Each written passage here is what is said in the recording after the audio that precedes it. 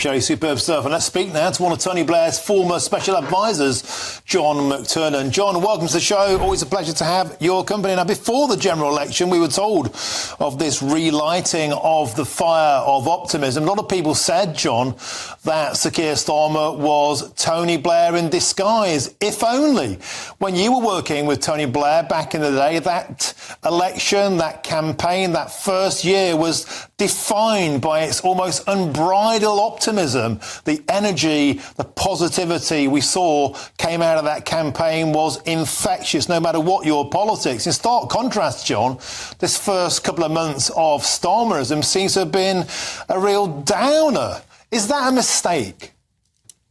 It's not even 2 months yet.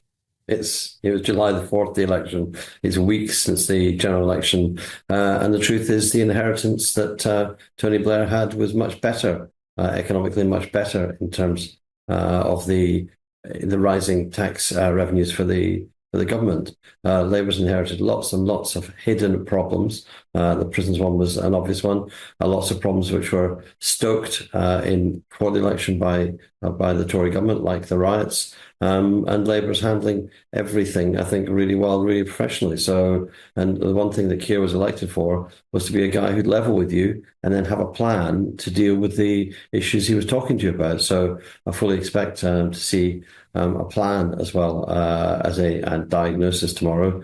And you've seen Labour moving swiftly to deal with issues, whether it is the prisons inheritance or the much deferred pay deals for rail workers or for junior doctors. All those issues were kicked down the road by the Tories. They've been dealt with by Labour, and I think that's the thing which is, Starmer's mark as a politician is he'll level with you and then he'll fix it.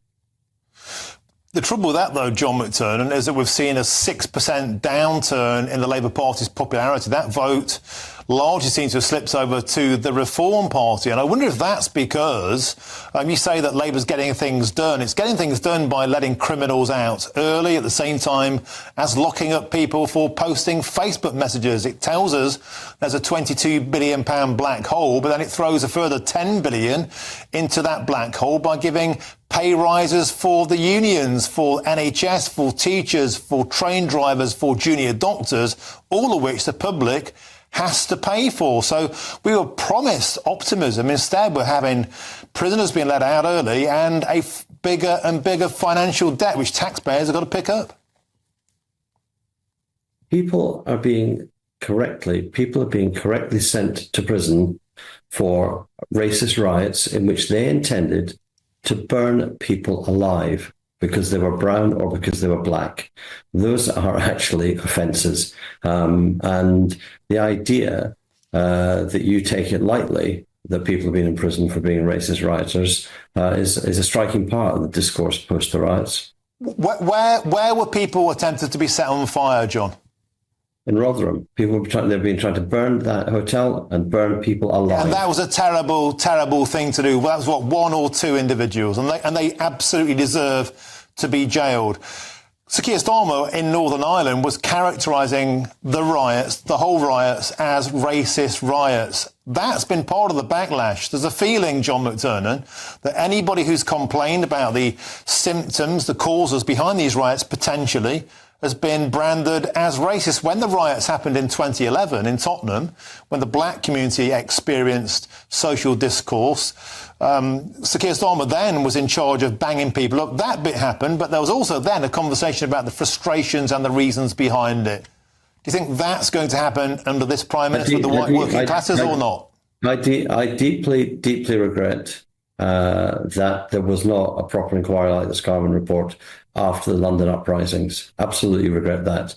But as for your suggestion, which I think is beneath you, that the rioters, the racist rioters, were in some way expressing anything on behalf of the white working class of Britain, I totally disagree with that. I think it's extraordinary that you think that racist rioters who tried to burn people We're saying No, something. I'm not saying that, John. John, what you're doing, John, what you're doing here is that you're trying to take the actions of a couple of contemptible people who deserve to be in the jail as symptomatic of everybody who expressed a concern about those riots. And you wouldn't do that about the 2011 riots. You wouldn't say that the worst perpetrators there represented everybody who was frustrated about the lack of social cohesion, would you? So why are you doing it now? No, I'm saying there's a really straightforward lesson to be learned from the racist riots, and that is we have a huge issue in Britain. Keep calling them racist riots. Well, that's because they were racist riots. Everybody who took part was a racist. We have a huge issue in Britain. Let's say we have a huge issue in Britain because there's a minority of people who refuse to integrate with British society. They refuse to accept the norms of British society. They refuse to accept that we are a multi-faith, multi-ethnic society. And those white racist rioters deserve to be met with the full force of the law. John McTernan, do you think that people who come into the United Kingdom and refuse to integrate in terms of speaking the language, or they live in silos aside from wider society and they don't integrate, are they also a problem, or is it just the white people looking in who think that could be an issue? I mean, does this go every way, or is it just white people that are a problem? I'm telling you, the integration problem is these white people who refuse to accept that we are a multi-ethnic, multi-faith society. These white people who decide to show us what they think of our country, of our norms, by attacking police in riots, who show us what they think by burning down a citizen advice bureau. They show us what they think by trying to burn people alive because they're white or because they're brown. These are the people who don't integrate, and they need to first be dealt with, and then they need to be taught a way to integrate into the norms of 21st century UK. What about the over 140 arrests at the Black Lives Matter riots? What about when officers have been firebombed of Labour MPs by pro-Palestine protesters? Do you share similar chagrin for that? Or is your chagrin only directed at white people?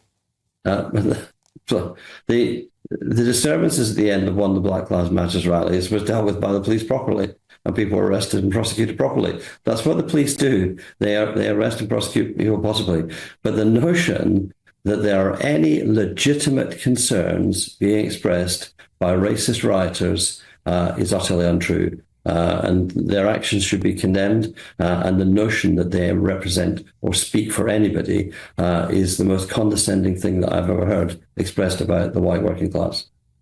I think as a member of the white working class who grew up a proud member of the white working class, to hear you saying that anybody who took part in those riots is racist, I think is ultimately contemptible. I really do. How can you say that everybody who took part in that shared the sentiments of a tiny minority who deserve to be jailed? You would never say that about the Tottenham riots, would you? You would never say that.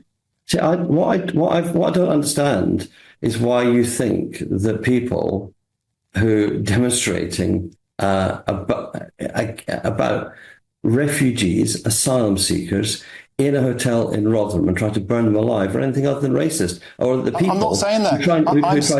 who try to riot in sympathy and burn down things across the country. I'm absolutely not saying that. I've never said at one point ever that I express sympathy with those who try and burn things down. What I'm saying is to intimate that those tiny minority represent the majority is, I think, beneath you, John McTernan.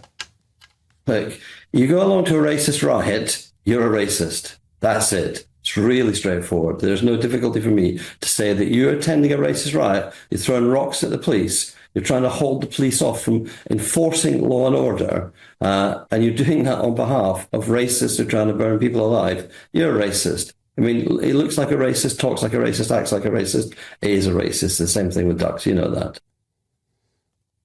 Astonishing.